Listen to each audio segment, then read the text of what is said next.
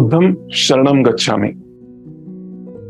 धम्मम शरणम गच्छामि, संघम शरणम गच्छामि। ये है पूरी तरह बुद्धा के जो डिसिप्लिन है उसके बारे में जो कम से कम शब्दों में कहा जाता है वो ये शब्द है। बुद्धा मतलब बुद्धि को, बुद्धि से आत्मबोध पाने के लिए आप हमारे बुद्धि को शरण जाइए, या फिर दूसरा मतलब यह भी हो सकता है जो बोधि पुरुष है, जिनको बोध हो चुका है, ऐसे बोधि पुरुष को शरण जाइए। ऐसा भी हो सकता है कि बुद्धा मतलब गौतम बुद्धा को शरण जाइए। लेकिन अगर हमने एक मतलब इससे निकाला कि हम बुद्धा ने कभी भी ये नहीं कहा कि तुम भरोसा करो। बुद्धा का जो साइंस है, बुद्धा का जो डिसिप्लिन है, जो बुद्धा कहते हैं वो कभी भी नहीं कहते कि आप विश्वास करो। वो कहते हैं आप प्रयोग के लिए, आप उसको जानने के लिए, इंप्लीमेंट करके जानने के लिए, मानने से पहले खुद का अनुभव लेने के लिए आप उसकी खोज चालू करो। वो कभी भी नहीं कहते कि ये भरोसा है, इसके ऊपर भरोसा करने से आप अच्छा जीवन पाओगे। वो कहते हैं तुम दुख में हो, दुख अगर हटाना है तो एक एक दुख कम करने के लिए तुझे सुख का मार्ग ढूंढना है, वो ढूंढना चालू करो बुद्धि का इस्तेमाल करते हुए। जो दिखता नहीं उसमें बुद्धा की रुचि नहीं है। बुद्धा कभी भी इसके बारे में नहीं कहेंगे, कुछ भी नहीं कहा है मंगल ग्रह पर मनुष्य है या नहीं, ये बुद्धा की रुचि नहीं है। पृथ्वी पर जो मानव है वो सुख कैसे पाए, ये बुद्धा की रुचि है। मैं अगर दशावतारा के बारे में कुछ बात करना चाहूं तो परशुराम, राम, कृष्णा, बुद्धा, ये जो अवतार है विष्णु के जो माने जाते हैं, अगर हमने 9वां अवतार बुद्धा को माना तो हमें पता चलेगा कि जैसे जैसे अगले अवतार जन्म लेने लगे उन्होंने बातें आसान करके बताना चालू किया है। जितनी बातें श्री राम ने कही उससे आसान श्री कृष्णा ने कही, उससे आसान बुद्धा ने कही। बुद्धा का जो विज्ञान है, बुद्धा जिस तरह से बात करते हैं वो अंदर से पूरी तरह हैप्पीनेस को महसूस करते हैं। मतलब मैं ये कह सकता हूं कि अगर आप मीरा के तरफ देखें, मीरा, संत मीरा के तरफ देखें, तो मीरा बाहर से जिस तरह का अनुभव देती है, मीरा को देखकर जिस तरह का भाव हम अंदर से उसे देखकर किस भाव में मीरा रही होगी ये महसूस कर सकते हैं, तो वो भाव बुद्धा के अंदर है। और मीरा के अंदर जो भाव है वो बुद्धा के बाहर है। मीरा अंदर से शांत है, बुद्धा बाहर से शांत है। मीरा बाहर से खुशी में है, बुद्धा अंदर से खुशी में है। तो बुद्धा ने कहा मैं जिस खुशी में रहता हूं वो खुशी दुख का अब्सेंस करके मैंने पाई है, दुख को टालकर, दुख से बचकर मैंने पाई है। तो तू भी अगर दुख में है तो मैं तुझे सिखाता हूं किस तरह से तुझे सुख पाना है। लेकिन उन्होंने सुख पाने की बात नहीं की, दुख घटाने की बात की, दुख को पूरी तरह मिटाने की बात की। जिसका दुख का अब्सेंस सुख का प्रेजेंस है ये उन्हें पता था। लेकिन सुख ये कभी भी पाने की बात नहीं की, क्योंकि बहुत लोगों को सुखी हो सकते हैं हम, इसके ऊपर भरोसा ही नहीं होता।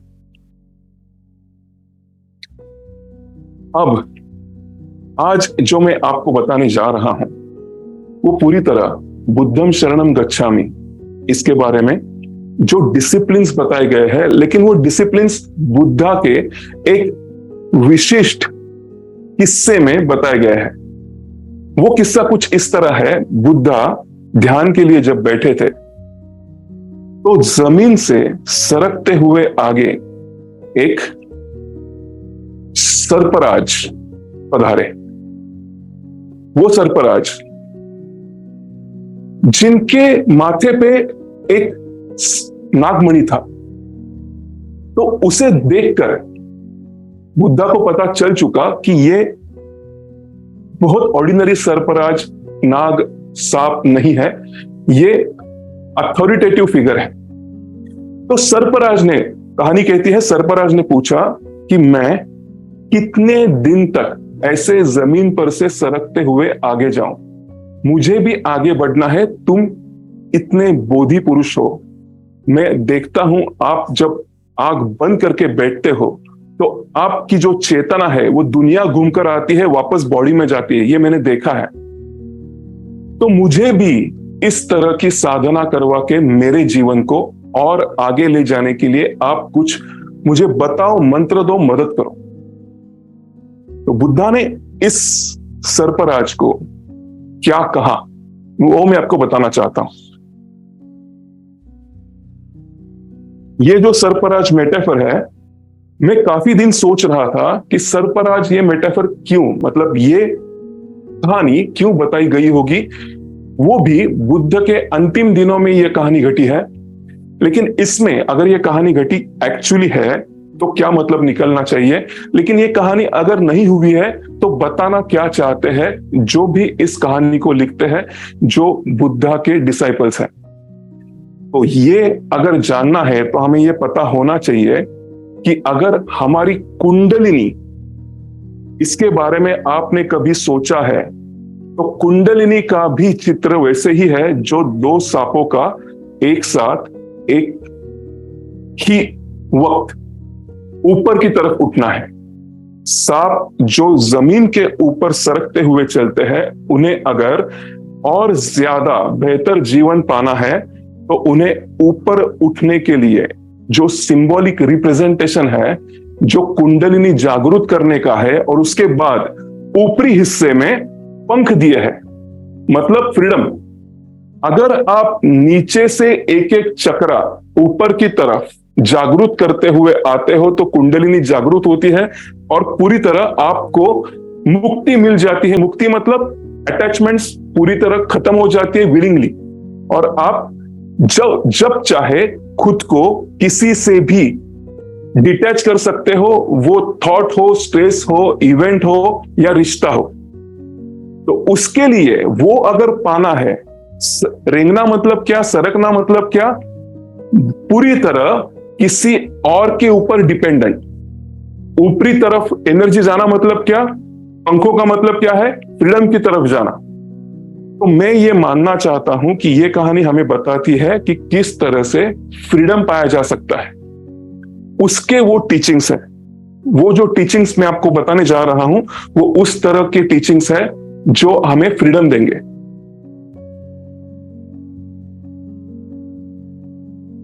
जिस्म को अलविदा कहकर आए हैं जहां पर हम, जिस्म को अलविदा कहकर आए हैं जहां पर हम, लगता है यही से निकलकर की थी जिस्म पहनने की रस्म। Circle completed. वो जीवन से पहले और जीवन पूरा होने के बाद सर्कल कंप्लीट करने वाला विटामिन है। ये सबको नहीं समझता, लेकिन अगर सबको नहीं समझता तो समझ ही किसी और जगह पर पहुंचने की एक यार्डस्टिक ना हो, जिसके लिए बुद्धा ने कुछ जीवन जीने के डिसिप्लिन्स बताए हैं, जिसकी मदद से हमारी कुंडलिनी, हमारी एनर्जी ऊपर की तरफ फ्लो होने लगती है। उस टीचिंग में से पहला टीचिंग है, कभी भी किसी की भी निंदा ना करना। हाँ, निंदा ना करना पता है मुझे कई बार मां ने कहा है, कई बार दादी ने कहा है किसी की निंदा ना करना। लेकिन निंदा ना करना ये पता है, लेकिन ये श्लोक आपने एक ही बार सुना है। बुद्धा ने ये क्यों कहा है वो हर रोज 2 साल तक अगर आप करते हो तो जो बदलाव दिखाई देगा वो मैं आपको बताना चाहता हूं। एक, सबसे पहले निंदा करने की जो साइकोलॉजी है वो इंफीरियरिटी कॉम्प्लेक्स से आती है। मैं कम हूं, कोई और मुझसे ज्यादा है, ये हमेशा सोचने के बाद ही वो निंदा करना चाहता है। अगर कोई जख्म से लथपथ है वही जख्म दे सकता है, जिसको जख्म नहीं, जो खुश है वो किसी को हर्ट करने के लिए जाता ही नहीं।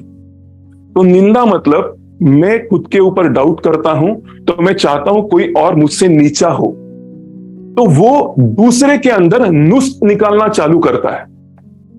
तो वो निंदा ना करना, ये किसी और की निंदा करने के बारे में वो कह ही नहीं रहे।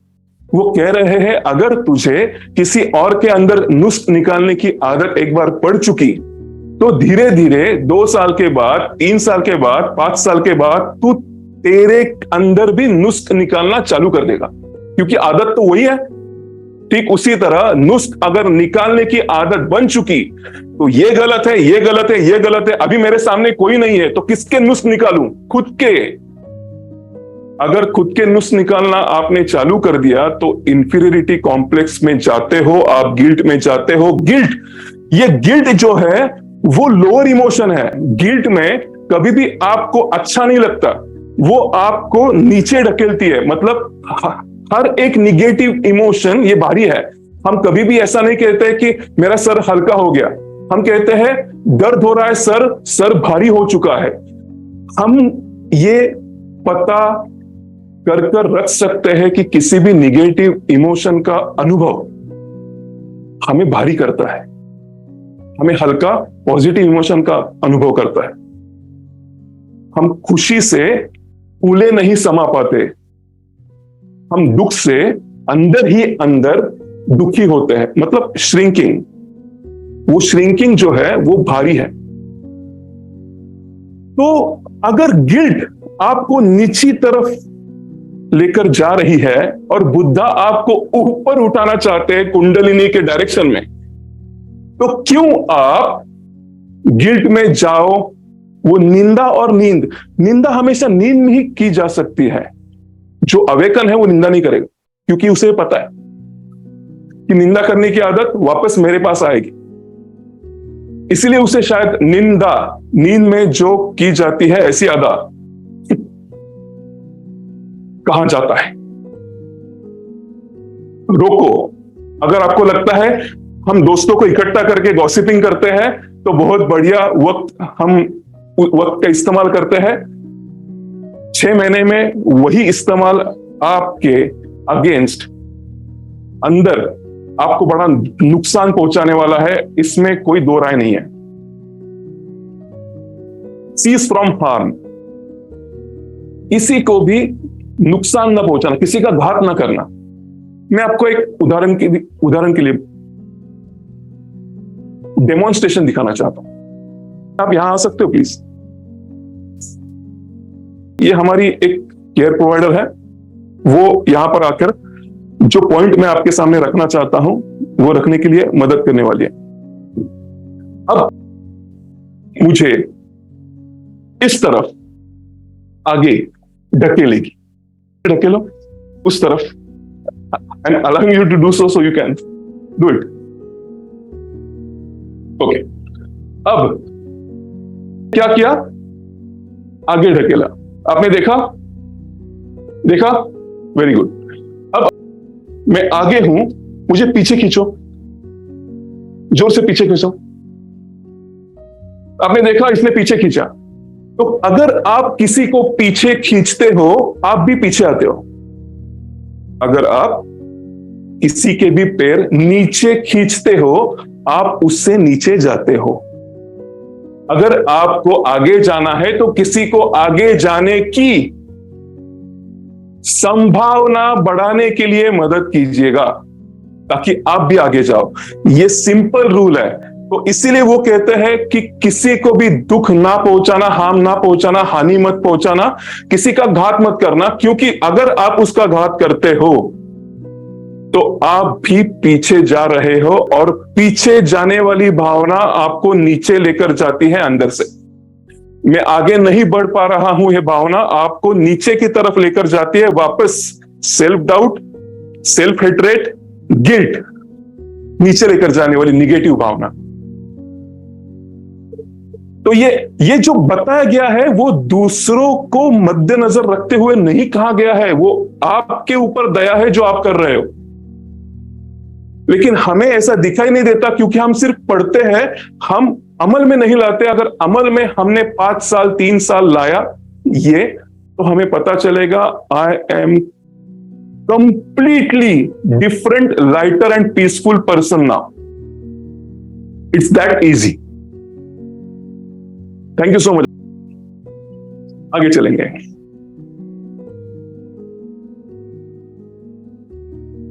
Listen to Buddha, listen to Buddha, listen to Buddha. अरे सिंपल है, वापस सिंपल है, सिंपल है, सिंपल है, सिंपल है, क्यों कहा गया है? लिसन टू बुद्धा मतलब वो कह रहे हैं keep on listening to someone who is completely aware of his own being. जो खुद को जान चुका है ऐसे लोगों को सुना करो। मतलब सुना करो मतलब एक बार नहीं, आप सुना करो। अगर वो कहते हैं कुछ बातें आज आपको समझ में नहीं आएगी, लेकिन आप कहोगे कि ओके, वापस वो एनालिटिकल ब्रेन को इन्वाइट करते हैं यहां पर। जो डीप मीनिंग है वो कहते हैं तुम सुनो, इसीलिए नहीं सुनो कि भरोसा करना है, इसीलिए सुनो क्योंकि आज से खोज जारी करनी है। मैं आज से ये जो बुद्ध पुरुष ये जो कह रहे हैं वो कितना सच है कितना झूठा, इसके लिए मैं इसका प्रयोग में लाने के लिए, इस्तेमाल करने के लिए खुद को अलाउ करता हूं। इसीलिए सुनो, क्योंकि अगर आप ये कुछ ऐसी बातों से आप खुद से दूरी बनाते हैं तो आपका लाइफ जिस तरह का होता है वो आपको एनर्जी में नीचे लेकर जाता है। कुंडलिनी में कुछ भी बढ़ोतरी, इंक्रीमेंट, पॉजिटिव वैल्यू एडिशन नहीं होता। इसीलिए शायद बुद्धा ने सर्पराज को मेटाफर करके रखा है, जो पूरी तरह हॉरिजॉन्टल है। वो वर्टिकल करने के लिए, ऊपर की तरफ एनर्जी जाने के लिए ये डिसिप्लिन्स बताए गए हैं।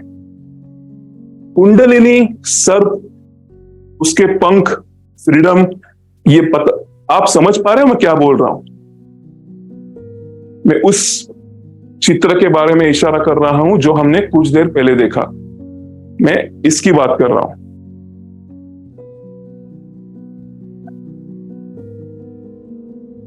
आगे बढ़े।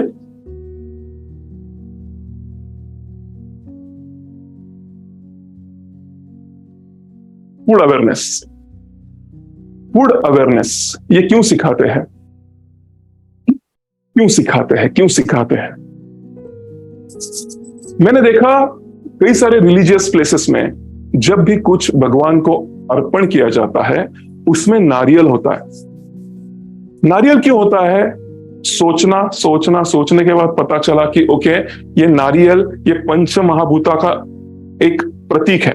मतलब नारियल में स्काई भी है, कोकोनट भी है, स्पेस भी है, पानी भी है, प्रकाश भी है। मतलब आप समझ रहे हो, जो पंच महाभूता में है वो नारियल रिप्रेजेंट करता है। तो उसमें पानी भी है, उसमें पानी भी है।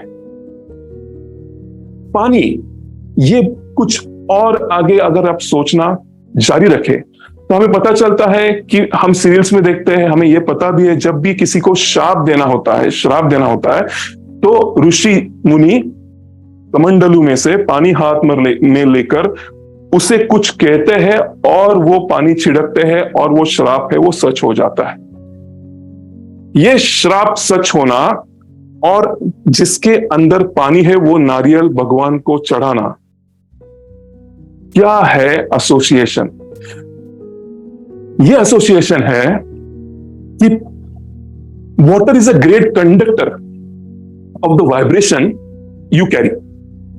अगर मैं 10 साल 12 साल तपस्या करूं तो मेरे वाइब्रेशंस बदल जाते हैं और उस वाइब्रेशन में मैं किसी भी इच्छा को मन में लाऊं तो वो सच हो जाती है। तो वो इच्छा अगर मैं किसी और के प्रति करना चाहूं तो वह पानी में डालकर, पानी उसके ऊपर छिड़क कर वो इच्छा जो मेरी है उस तपस्या के बलबूते पे मैं उसके जीवन में भी वो बदलाव ला सकता हूं।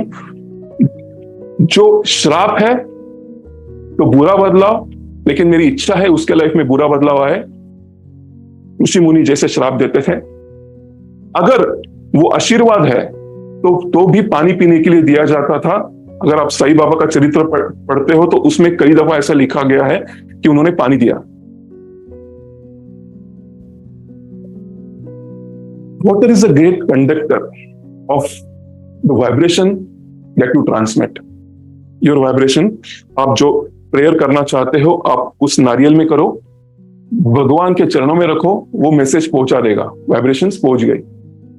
वाइब्रेशन में क्या है, जिसकी आपके लाइफ में करंटली जरूरत है वो इसके ऊपर आप वाइब्रेट कर रहे हैं।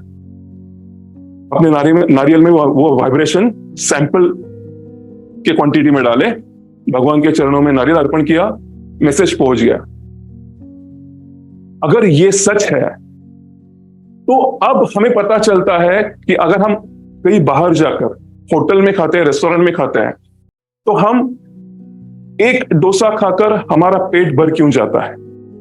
घर आने के बाद हम मां के हाथ का अगर खाना खाते हैं तो 5-6 डोसे खाने के बाद भी हमें लगता है और 2 मैं खा सकता हूं। ये फर्क क्यों है? क्योंकि हर एक फूड में एक कॉमन एलिमेंट है वाटर। अगर गर्मी में वो शेफ कुछ बना रहा है, वो खुद थक चुका है, लेकिन सैलरी है, ईएमआईज है, अगर वो यहाँ पे नौकरी नहीं करता तो यहां से उसे बाहर जाने के बाद घर छोड़ना होगा, फैमिली रास्ते पे आ जाएगी, इसीलिए उस गर्मी में उसे कुछ बनाना पड़ रहा है। वो वाइब्रेशन उस डोसे में जा चुके हैं, वो आप खाओगे, ज्यादा नहीं खा पाओगे। वो अगर आप रोज खाते हो तो क्या पॉसिबिलिटी होगी आपकी एनर्जी किस तरफ दौड़ेगी? आपका अन्नमय शरीर किस क्वालिटी का बनेगा? क्या होगा आपके इम्यूनिटी को? क्या होगा आपके स्वभाव को? क्योंकि वो विचार अगर आपके अंदर खून में दौड़ने लगे, क्योंकि वापस पानी जाता कहां है? उस फूड में जो वाटर कंटेंट है जाता कहां है? खून में। खून जाता कहां है? ब्रेन में। तो आप थोड़ी देर में पाओगे कि जैसे जैसे मैं बाहर का खाना खाता हूं, किसी ऐसे व्यक्ति के हाथ का खाना खाता हूं, किसी ऐसे जगह पर जाके खाना खाता हूं, तो मैं गुस्सा जल्दी हो जाता हूं, मुझे रात को नींद नहीं आती, सपने बुरे आते हैं। कई सारी ऐसी डरावनी घटनाओं की वजह से आप जीवन में मानसिक संतुलन खो बैठने की संभावना बुद्ध ने पहले से जान रखी है।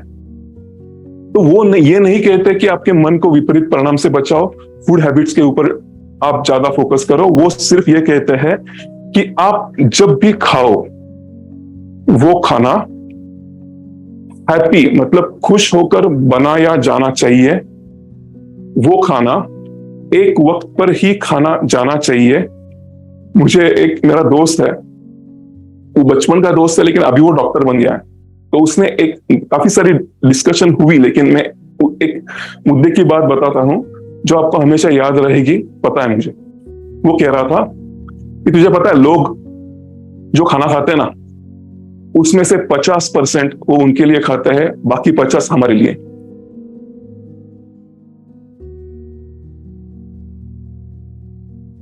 हमारा धंधा बाकी 50 से चलता है।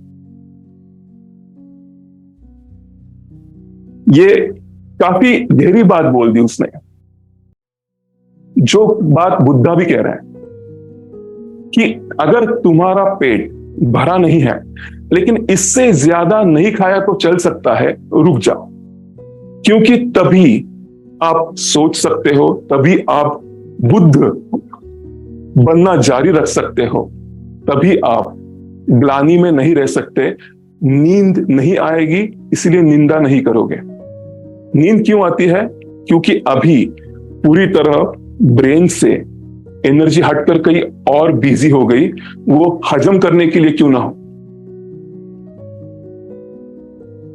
हजम करने के लिए जितनी एनर्जी रिक्वायर्ड है उतनी दी गई है, उससे ज्यादा एनर्जी की मांग तभी आती है जब आप उससे ज्यादा खाते हो। जितना ना खाना तो भी चलेगा। पेट का जो नॉकिंग है, भूख का जो नॉकिंग है, वो पूरा हो चुका है। अभी ज्यादा खाना ये सिर्फ जुबान के लिए है, पेट के लिए नहीं। तो रुक जाओ, ये कह रहे बुद्धा। क्योंकि उसके बाद आप अगर बीमार होते हो तो बीमार होने के बाद अगर आपके शरीर बीमारी से जूझ रहा है तो मन स्वास्थ्य खोने वाला है। अगर मन स्वास्थ्य खोने वाला है तो एनर्जी डाउनवर्ड जाने वाली है। कितना सोच रखा है, कितना सिंप्लीफाइड करके हमारे सामने रखा है, लेकिन ये इतना सिंपल है, इतना सिंपल है, मैं कभी भी कर सकता हूं, इसलिए करता ही नहीं। ऐसा होता है ना, अगर मायके का घर एक ही शहर में है, कभी भी जा सकता हूं, सबसे कम वही जाते हैं जिनका मायका उसी शहर में।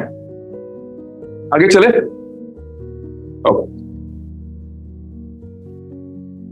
Solitude, solitude, loneliness with intention. Solitude क्यों कहा गया है, एकांत में रहने के लिए क्यों कहा गया है? क्योंकि किसी और की मौजूदगी आपको बाहर की तरफ लेकर जाती है। कोई और मौजूद है, आपने आंखें खोली, आपने बात कही, हो गए आप आउटर ड्रीवन। लेकिन आपको यहां पे जब भेजा गया था तो आपको आपका काम देकर भेजा गया था, इसीलिए धम्मम शरणम गच्छामि, आपके स्वधर्म के प्रति सरेंडर हो जाओ, और स्वधर्म के प्रति सरेंडर हो जाओ। और आगे बताया गया है संगम शरणम गच्छामि। See how congruent this is. संगम शरणम गच्छामि, संग आपको किसका करना चाहिए? जो आपके धर्म में हाथ बटाए या फिर उसी पैशन से उनके धर्म के बारे में वो काम कर रहे हैं, जितने पैशनेट आप आपके लाइफ पर्पस के प्रति हो, धर्म के प्रति हो। तो उन्होंने क्या कहा है, जो हमने तीसरा डिसिप्लिन सीखा, जो सरफराज को बताया गया है कि अगर तुझे ऊपर उठना है तो क्या करे, लिसन टू बुद्धा। जो धर्म के बारे में, स्वधर्म के बारे में आपके जानता है, listen to him, listen to हर।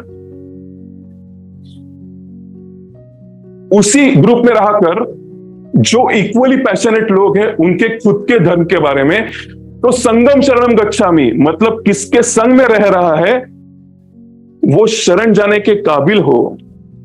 वो क्यों काबिल हो? क्योंकि उतने ही पैशनेट हो जितने पैशनेट तुम हो तुम्हारे धर्म के प्रति।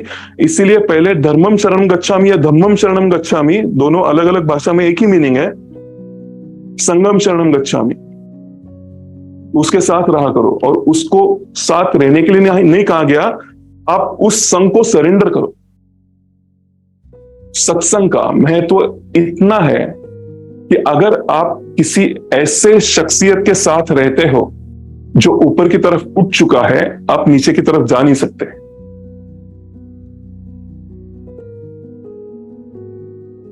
यही बाद में वापस कहा गया है, अगर सॉलिट्यूड मतलब विलिंगनेस, आप अकेला रहने का विलिंगनेस, अकेलापन के बारे में बात नहीं हो रही है, अकेली रहने के बाद भी मुझे खुद की कंपनी अच्छी लगना, यह है solitude.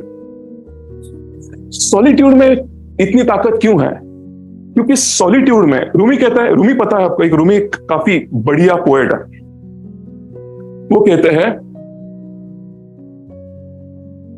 In solitude I grow, soul you speak. जब मैं एकांत में रहता हूं, मैं अंदर से हर एक डायमेंशन से बढ़ता चला जाता हूं, क्योंकि मेरा सोल जो है मुझसे बात करता है। मतलब आज हमने पूरे दिन भर जो कुछ किया, क्या बुरा किया, क्या नहीं करना चाहिए, क्या पक्का करना चाहिए, कल से मुझे ये आदत वापस शार्पन करनी है, ये कब डिसाइड होता है? सॉलिट्यूड।